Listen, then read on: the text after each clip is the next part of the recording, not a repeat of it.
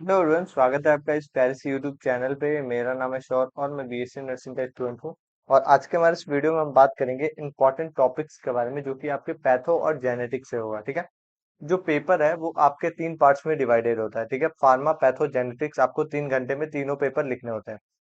अब इसमें जो है सबसे ज्यादा इम्पोर्टेंट बात जो होती है वो आपको पेपर कैसे लिखना है, उसको मैनेज कैसे करना है, टाइम के बेसिस पे, पेज के बेसिस पे। और इसके साथ साथ देखा जाए तो जो भी आपके मतलब कि लेंदी क्वेश्चंस होते हैं उसको डिवीजन करके लिखने का प्रैक्टिस होना चाहिए। ठीक है। तो इस वीडियो में हम लोग उसी के बारे में बात करेंगे। और अगर आपने हमारे चैनल को सब्सक्राइब नहीं किया है तो कर लो, और साथ ही में बेल आइकॉन को भी प्रेस कर देना, सो दैट सारी ही इंफॉर्मेशन आपको मिल सके। ठीक है। तो अगर हम पीपीजी की बात कर रहे हैं, मतलब कि फार्मा पैथोजेनेटिक्स की बात कर रहे हैं, तो आपको ये तीनों अलग अलग कॉपियां मिलेंगी इस बार, क्योंकि पिछली बार से हुआ ये है कि 24 पेज की एक कॉपी मिल रही है। ठीक है। पहले होता ये था कि फार्मा के लिए अलग मिलती थी और पैथो और जेनेटिक्स है वो दोनों के लिए एक साथ मिलता था। ठीक है। तो 2 कॉपी आपको मिलती थी। पर इस बार आपको 3 कॉपियां मिलेंगी, फार्मा के लिए अलग, पैथो के लिए अलग, जेनेटिक्स के लिए अलग। ठीक है। तो आपको 3 कॉपियां तीनों लिखना होगा। अगर हम देखें इसमें आपको क्या क्या करना होगा, तो अगर आप देखो, फार्मा में आपको 24 पेजेस मिलेंगे, तो 24 पेज और एडिशनल आपको चाहिए होगा तो ले सकते हो। ठीक है। और इसमें क्या क्या मार्किंग होती है उसके बारे में भी हम बात कर लेते हैं। फार्मा, पैथो और जेनेटिक्स। ठीक है। फार्मा का जो अगर नंबर की हम बात करें तो ये आपके कुछ 37 मार्क्स के होते हैं। ठीक है। पैथो की अगर हम बात करें तो ये आपके कुछ 25 मार्क्स के होते हैं, और जो जेनेटिक्स होती है वो आपके 13 नंबर की होती है। तो इसको कुल मिला के आपका 75 नंबर हो जाता है। और तीनों इस तरीके से डिवीजन होता है। ठीक है। तो फार्मा आपका 37 नंबर, पैथो आपका 25 नंबर, और ये जेनेटिक्स है वो 13 नंबर का होता है। तो इस तरीके से इसका डिवीजन होता है। ठीक है। और पेपर जो है आपको इसमें इस बार जो है मुझे लगता है कि 3 कॉपियां मिलेंगी, क्योंकि इस पिछली बार ए और बी था और सी था जो भी है। और इस बार मुझे लगता है कि 3 कॉपियां मिलेंगी, फार्मा के लिए अलग, पैथो के लिए अलग और जेनेटिक्स के लिए अलग, क्योंकि 3 कॉपियां पहले 2 मिलती थी और छोटी छोटी कॉपियां हैं तो आपको 3 मिल सकते हैं। ठीक है। तो अब इसमें अगर हम बात करें, तो अगर फार्मा की बात करें तो फार्मा में आपको ए और बी दोनों मिलेगा, तो उसका तो आप देख ही लोगे, 37 नंबर का होता है। 10 नंबर का एक क्वेश्चन होगा, फिर आपके 5-5 नंबर के और 2-2 नंबर के क्वेश्चन होंगे। ठीक है। पैथो की हम बात करें तो इसमें आपके 5 और 10 नंबर के, मतलब कि 5 नंबर के 3 क्वेश्चन होते हैं, बाकी सब एमसीक्यूज और 2-2 नंबर के होते हैं। ठीक है। और अगर हम जेनेटिक्स की बात करें तो इसमें भी आपके 5 नंबर के एक होते हैं, और बाकी 2 नंबर के और एमसीक्यूज होते हैं। ठीक है। एक एक करके हम अगर इसमें बात करें तो पहले हम लोग अगर देखें तो हम पैथो वाले हिस्से को देखेंगे। ठीक है। पैथो वाला हिस्सा जो है आपका 5 चैप्टर्स में ये डिवाइड होता है। ठीक है। अब 5 चैप्टर है, तो अगर आप देखो तो इसमें मेजर ऑफ द जो टॉपिक्स है वो आपने एएचएन में ऑलरेडी पढ़ रखा है। ठीक है। एएचएन में ऑलरेडी जो पढ़ रखा है, और इसके साथ अगर आप देखो तो इसमें क्या एडिशन में रखना होता है। पहली बात, 2-3 चीजें इसमें नहीं लिखनी होती है। पहला जो है, इसमें ट्रीटमेंट नहीं लिखना होता है। ठीक है। ट्रीटमेंट आपको नहीं लिखना होता है, कोई इसमें मैनेजमेंट नहीं लिखना होता है। और साथ ही में इसमें कोई भी ऐसे अगर देखा जाए तो पेशेंट को एजुकेशन नहीं लिखना होता है। और इसके साथ साथ देखा जाए तो नर्सिंग इसमें जो मैनेजमेंट होती है, नर्सिंग मैनेजमेंट तो ऐसे लिख सकते हो आप चाहो तो। और इसके साथ साथ अगर देखें तो आपके जो मतलब कि जो भी मेडिकल, सर्जिकल और ये सब प्लानिंग होती है, तो ये सब आपको नहीं लिखना होता है। तो इस तरीके से आप इसको कर सकते हो। और इसमें क्या ऐड करना होता है, ऐड ऑन के लिए आपको इसमें चेंजेस लिखने होते हैं। कैसे चेंजेस, तो आपको 2 तरीके के इसमें अलग अलग चेंजेस देखने को मिलते हैं। ग्रॉस चेंज होता है, और इसके साथ साथ अगर देखें तो माइक्रोस्कोपिक चेंजेस होता है, जो कि आपको एएचएन के सारे ही टॉपिक्स आप देखो, जैसे एएचएन में लिखते हो टॉपिक्स को, वैसे ही आपको लिखना है। जैसे कि मान लो कि मैं कोई भी ऐसे टॉपिक उठाता हूँ, 1 सेकेंड, बारिश होने लगी है। तो मान लो कि मैं 1 सेकेंड, मैं मान लो कि ट्यूबरकुलोसिस ही ले रहा हूँ। ट्यूबरकुलोसिस में मैंने क्या लिखा, इंट्रोडक्शन लिखा, डेफिनेशन लिखा, फिर उसके जो पैथोफिजियोलॉजी है, सॉरी, पहले इटियोलॉजी लिखा, इटियोलॉजी के बाद से क्लासिफिकेशन है तो क्लासिफिकेशन लिखूंगा। और देन जो है उसके जो भी मतलब कि कंडीशन है वो कैसे हुआ है, फिर रिस्क फैक्टर क्या था, और पैथोफिजियोलॉजी जो है, डायग्नोसिस है। और इसमें क्या होगा आगे, हम अगर देखें तो डायग्नोसिस लिखा आपने, और इसके बाद से आप क्या लिखोगे, तो आप एक अलग से टॉपिक डालोगे जो कि आपका माइक मतलब कि हिस्टोपैथोलॉजी होगा। हिस्टोपैथोलॉजी में क्या होगा, तो 2 आपके चेंजेस होते हैं, ग्रॉस चेंज और माइक्रोस्कोपिक चेंज। आप वो दोनों लिखोगे और इसमें आपका प्रॉपर तरीके से सब कुछ मैनेज होगा। ठीक है।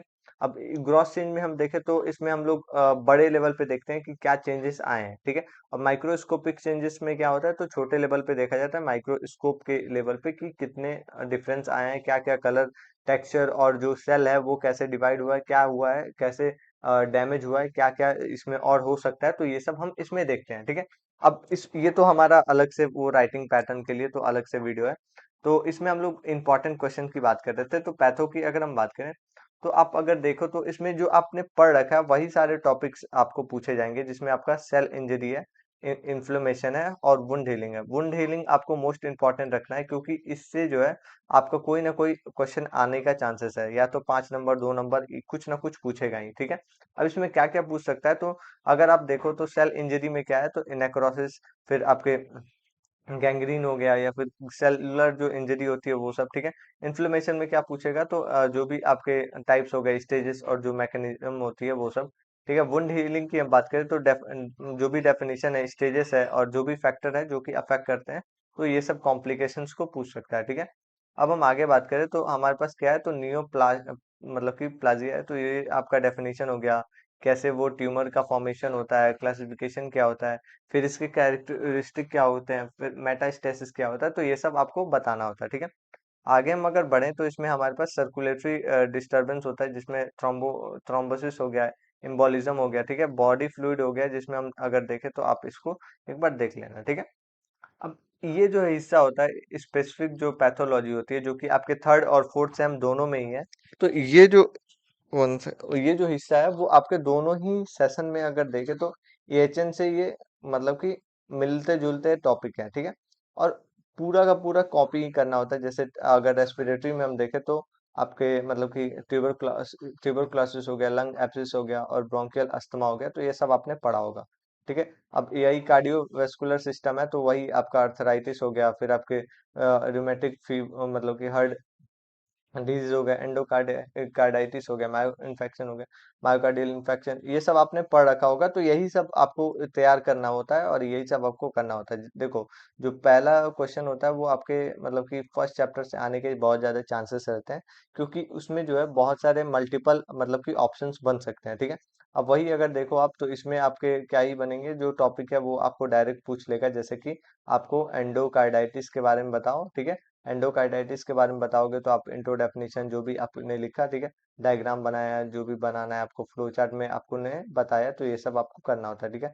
गैस्ट्रो इंटेस्टाइनल में आपके जो भी लीवर, ये सब आपको देखना होता है, ठीक है। ऐसे ही स्केलेटल है, तो देखें तो स्केलेटल में आपके बोन हीलिंग हो गई, ऑस्टियोपोरोसिस, रूमेटिक अर्थराइटिस हो गया, फिर आपके रीनल अगर देखें सिस्टम है, तो आपके जो भी ग्लोमेरुलोनेफ्राइटिस है वो सब आ गया, रीनल कैल्कुलाई आ गया, फिर आपके कार्सिनोमा हो गया, तो ये सब आपको इसमें देखने को मिलेगा, ठीक है। फीमेल है तो आपके वही कार्सिनोमा जो सर्विक्स में है, और मतलब कि जो भी आपके यूटेराइनल जो भी आपके क्या था इसमें, फेब्रॉइड है, तो वो सब आपको पूछा जाता है, ठीक है। मेल है तो मेल में आपको मतलब कि ज्यादातर ये आपने एएचएन में ही 5वें चैप्टर में देखा होगा, तो ये आप एक बार देख लेना। बीपीएच हो गया, फिर आपके जो भी क्रिप्टोचाइडाइटिस हो गया, तो ये सब आ जाता है। इसमें हम आगे देखें तो हमारे पास क्या था, ट्यूबुलर एट्रोफी हो गया, तो ये सब आपको टेस्टिकुलर एट्रोफी। अब हम ब्रेस्ट कैंसर जो है आपका मोस्ट फेवरेट ये क्वेश्चन होता है, जो कि पूछने के चांसेस होते हैं, ठीक है। आप इसको अगर एक बार पढ़ते हो ना, तो आपका एएचएन का जो हिस्सा है वो बहुत ज्यादा, उसमें एएचएन में बहुत ज्यादा इसके आने के चांसेस रहते हैं, ठीक है। तो इसको आप अच्छे से प्रिपेयर कर लो, ठीक है। जो कि एएचएन सेकंड से आप मतलब कि ऑन्कोलॉजिकल इमरजेंसीज में ये मोस्ट इंपॉर्टेंट टॉपिक होता है, जो कि 15 नंबर के लिए इंपॉर्टेंट होता है। तो ब्रेस्ट कैंसर को आप इंपॉर्टेंट रखना, ठीक है। अब नर्वस सिस्टम है, तो वही आपके इंसेफेलाइटिस हो गया, मेलेंजाइटिस हो गया, ठीक है। एंडोक्राइन है, तो इसमें जो भी थायराइड कार्सिनोमा है वो सब पूछा जाता है। अब इसमें देखो आपको क्लिनिकल पैथोलॉजी है, तो ये भी आपका मोस्ट इंपॉर्टेंट में आता है, और इसमें क्या क्या पूछता है, तो कोई भी ऐसा एक कंडीशन पूछेगा। देखो आप यहाँ पे देखोगे तो मोस्ट इंपॉर्टेंट में आपको सीएसएफ का एनालिसिस आया है, ठीक है। अब सीएसएफ के एनालिसिस में आप क्या क्या लिखोगे, तो आपके जो मतलब कि सीएसएफ के बारे में इंट्रोडक्शन लिखोगे, डेफिनेशन लिखोगे, क्या कैसे होता है, ये सब प्रोसीजर लिखोगे, एडवांटेज क्या होता है, डिसएडवांटेज क्या क्या हो सकता है, और साथ ही में आप ये लिखोगे कि इसका हम लोग कैसे पैथोलॉजी में यूज करते हैं, क्या कैसे डायग्नोस क्या क्या करते हैं, तो ये सब आपको इसमें लिखना होता है, ठीक है। तो ये आपका इसमें बन जाता है, जो कि आपका इसमें प्रोसीजर पूछ सकता है डायरेक्ट, ठीक है। और कहाँ कहाँ यूज होता है वो सब पूछ सकता है, तो ये आपका मोस्ट इंपॉर्टेंट में आप रख सकते हो। सीएसएफ हो गया, स्पूटम एग्जामिनेशन, इसमें आपके यूरिन एनालिसिस हो गया, फिर आपके स्टूल एग्जामिनेशन, और ये जो आपके बीटी और मतलब कि सीटी और इसके साथ साथ पीटी होता है, तो ये सब भी बहुत ज्यादा इसमें पूछे जाते हैं, ठीक है। तो ये टॉपिक्स होती हैं। अब हम आगे बात करें तो राइटिंग पैटर्न के बारे में ही वही है, जो कि आपको इसमें राइटिंग पैटर्न को अलग से हम बात करेंगे। इंट्रो डेफिनेशन लिखा आपने, क्लासिफिकेशन और टाइप्स लिखा, मैनिफेस्टेशन लिखा, इवेलुएशन लिखा, फिर आपने हिस्टोपैथोलॉजी लिखी जिसमें आपने ग्रॉस चेंज लिखा, और आपने क्या लिखा, तो माइक्रोस्कोपिक चेंज लिखा, और डायग्राम अगर बनाना है तो आप बना सकते हो, ठीक है। अब इसमें क्या नहीं लिखना होता है, तो ट्रीटमेंट नहीं लिखना होता है, फिर आपके जो अगर देखे तो कोई भी ऐसे मैनेजमेंट है उसको नहीं लिखना होता है, और डाइट को नहीं लिखना होता है, और पेशेंट का जो एजुकेशन है वो नहीं लिखना होता है, ठीक है। अब इसमें जो है आपका दूसरा यहाँ पे सब्जेक्ट है, जो कि अगर हम देखें तो मतलब कि इसमें अगर देखा जाए तो मोस्ट इम्पोर्टेंट आपका मतलब कि जो चैप्टर है वो आपका लास्ट चैप्टर है, ठीक है, जो कि जेनेटिक डिसऑर्डर है, ठीक है। जो कि मेजर ऑफ द ये देखा जाए तो 60% जो टॉपिक्स हैं वो यहीं से पूछे जाते हैं, ठीक है। एक सिंगल ये सब्जेक्ट चैप्टर से, ठीक है। मतलब कि आपके 8 से 10 नंबर के क्वेश्चन यहीं से होते हैं, ठीक है। इसमें डाउन सिंड्रोम पूछ सकता है, ठीक है। न्यूरोलॉज मतलब कि न्यूरल ट्यूब डिफेक्ट पूछ सकता है, ठीक है। इसके साथ साथ देखें तो इनफर्टिलिटी, स्पॉन्टेनियस एबॉर्शन, एबॉर्शन के बारे में पूछ सकता है। एबॉर्शन क्या होता है, क्या कितने टाइप्स के होते हैं, अलग अलग जो भी है, ठीक है। इसके साथ साथ मस्कुलर एट्रोफी, हैंगटिंगटन डिजीज, ठीक है, हैंगटिंगटन डिजीज जो है वो पूछ सकता है, ठीक है। इसके साथ साथ देखें तो जो आपके हीमोफीलिया है, हीमोफीलिया हो गया, फिर आपके देखा जाए तो जो भी मतलब कि जेनेटिक रिलेटेड जो प्रॉब्लम्स होती हैं, जैसे कि आपका फर्स्ट चैप्टर में आपको बहुत सारे ऐसे डिसऑर्डर देखने को मिलेंगे, जेनेटिक जीन हो गया, डिफेक्ट हो गया, ये सब, ठीक है। प्री डायग्नोसिस जो हम लोग करते हैं, टेस्ट हो गया, तो ये सब आपको मोस्ट इंपॉर्टेंट में रखना है, ठीक है। और जो मैं बोल रहा था यहाँ पे आपको है, ठीक है, जो कि इनबॉर्न एरर हो गया मेटाबॉलिज्म का, जेनेटिक हो गया, हंटिंगटन डिजीज हो गया, फिर आपके जो आयरन की जो डिफिशियंसी होती है वो सब आ जाता है। काउंसलिंग इसमें जो मोस्ट फेवरेट मतलब कि टॉपिक होता है वो आपके ह्यूमन जीनोम प्रोजेक्ट होता है, ठीक है। ह्यूमन जीनोम प्रोजेक्ट जो है वो आपका मोस्ट मतलब कि इम्पोर्टेंट टॉपिक होता है, जो कि 5 नंबर के लिए पूछा जाता है, ठीक है। ये हिस्सा भी आपको एक बार प्रिपेयर कर लेना है, तो ये आपका ऐसे मोस्ट इम्पोर्टेंट में है। और ये जो है आपका मतलब कि कंप्लीट देखा जाए तो एक लिस्ट है जिसमें आप ये सब प्रिपेयर कर लेते हो तो बहुत अच्छा एग्जाम जाएगा आपका। अच्छे से आप देख सकते हो, जैसे वुंड हीलिंग हो गया, न्यूरोप्लाजिया हो गया, इन्फ्लेमेशन, थ्रोम्बोसिस हो गया, एम्बोलिज्म हो गया, फिर आपके ट्रांसडेक्ट हो गया, एक्सुडेट हो गया, ट्यूबरक्लोसिस हो गया, अर्थराइटिस सॉरी एथेरोस्क्लेरोसिस हो गया, liver cirrhosis, peptic ulcer, bone healing, और ऑस्टियोपोरोसिस हो गया, फिर आपके ग्लूमेरोनेफ्राइटिस हो गया, फिर कार्सिनोमा सर्विक्स हो गया, फिर इसके साथ साथ ब्रेस्ट कैंसर, और ये आपका सीएसएफ एनालिसिस हो गया, ठीक है।